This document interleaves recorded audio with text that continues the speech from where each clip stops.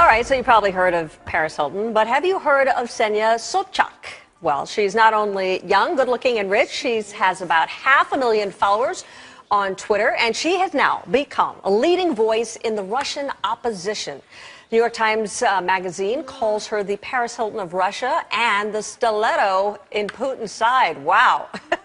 Hala Garani, she's joining us to talk about this upcoming superstar, really. Hala, the comparisons to Paris Hilton, hard to ignore. Right, and when you see these videos of her in those reality shows and these variety and entertainment shows in Russia, you can see why she's kind of a pop culture phenomenon in the country. She's only 30 years old, and when you talk about Paris Hilton and the comparisons, it's because, as far as the business empire that she has a hand in is concerned, there are similarities. There's an entrepreneurial side to her. There's also that activist side. Forbes, by the way, Suzanne says she's worth $2.5 million. She has a fashion line. She writes columns for magazines. She has investments in radio and television shows, and even has started her own political talk show on television in Russia, Suzanne. It's interesting here because apparently she is now using her wealth, using her popularity, putting all of this to fight now President Vladimir Putin and the power, the regime that's actually in power now. This was someone who just, had racy photos and was kind of an interesting person to follow, and now totally embroiled in fighting the government.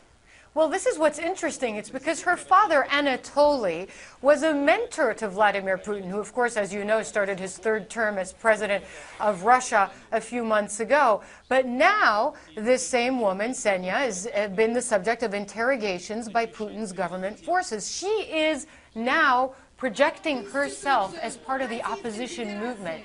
She's become a target, she says, because of her speaking out at rallies for the opposition. You see some of them there on your screen.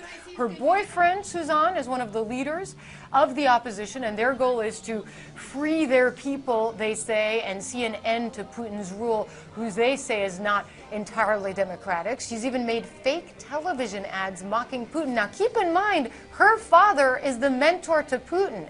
Her YouTube videos have more than 2 million views. So like many young people these days, and similar to the movement with Barack Obama perhaps in 2008, she and young people in Russia are using the internet to push their social movements. But it's going to be very interesting to see how this beautiful, young, 30-year-old blonde bombshell that's on shows like Big Brother, how she ends up perhaps politically motivating people in the anti-Putin movement in Russia. Hala, I thought something was really interesting that I read, that the new U.S. ambassador to Russia recently appointed, one of the first things he did was to contact her and to make sure that he was following her on Twitter and set up a meeting with her. So it just goes to show how powerful this young woman really is. And how much of a following she has. Half a million followers on Twitter and on television stations everywhere, it seems, these days. All right, Hala, excellent story. Interesting, a little slice of life there in Russia. Thanks again, Hala.